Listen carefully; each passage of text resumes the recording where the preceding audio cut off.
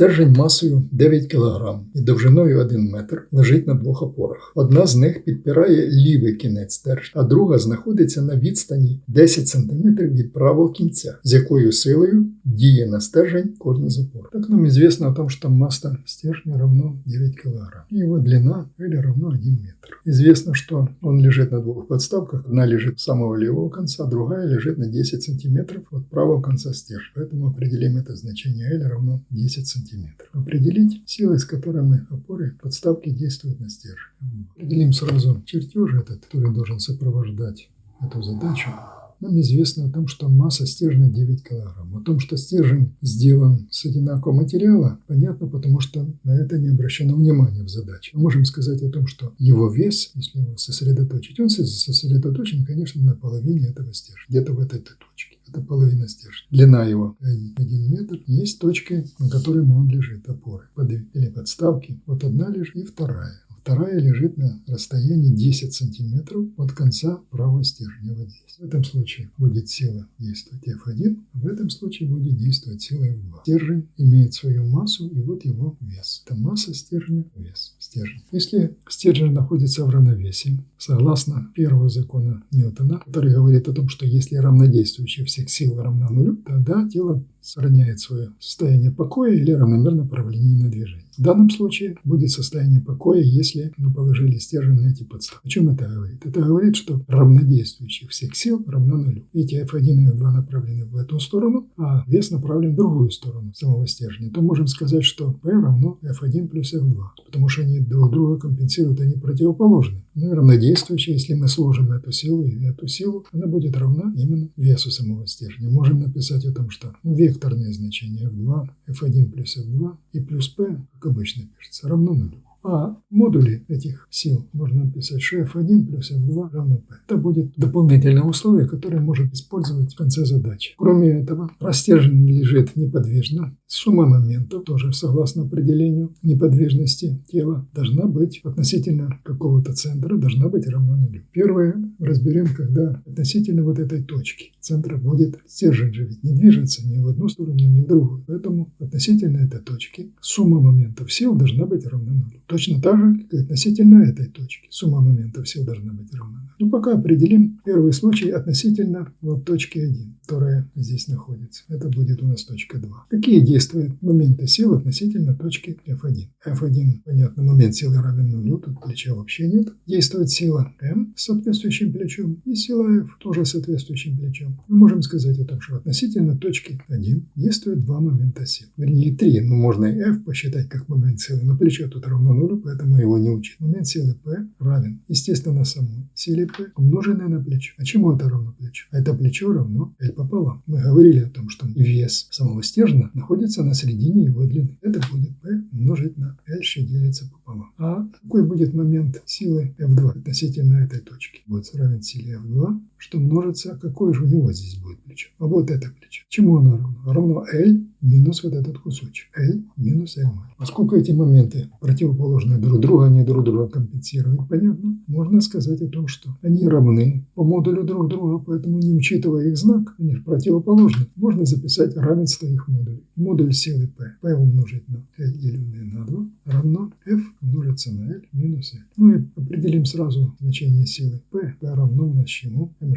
Потом к этому обратиться. Итак, чему у нас будет равна сила F2? P умножить на L деленное на 2 и делить на L минус. Скобочки сделаем так. P, что множится на L, двойку вниз опустим, и L минус L. Можем вычислить, чему равна сила F2. Равна. Подставим сюда значение. P это на что? Да, кстати, G будем использовать здесь для облегчения задачи 10 метров за секунду в квадрате. P на что? M на G. M чему равно? 9 килограмм на 10 метров за секунду в квадрате. Делим на двойку. L минус L. Это сколько у нас будет метров? 1 метр отнять 0,1.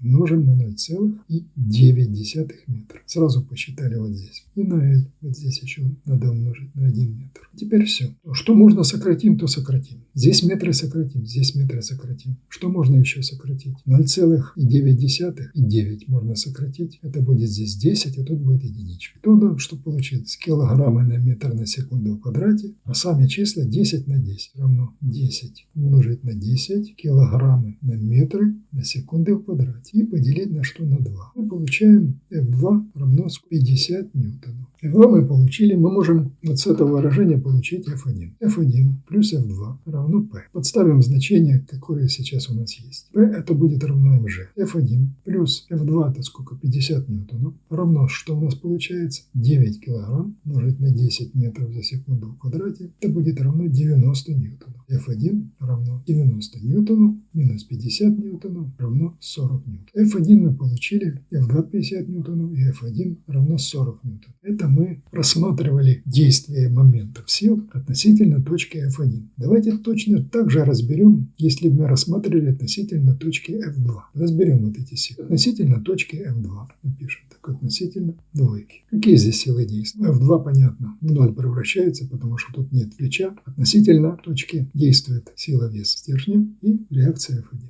Так, определим, какие же здесь будут моменты. Момент действия веса стержня относительно точки сам вес плюс плечо. Вот это плечо. А какое это плечо? L пополам минус L. Реально получается, если все 50 сантиметров, то это 40 сантиметров. Пока писать не будем, а логично напишем, что это будет L пополам минус L. Это же половинка минус L. Плечо у нас будет L пополам минус L. Не момент силы F1. F1. Чему равен? F1, понятно. Какое плечо здесь? Плечо большое. L минус просто L.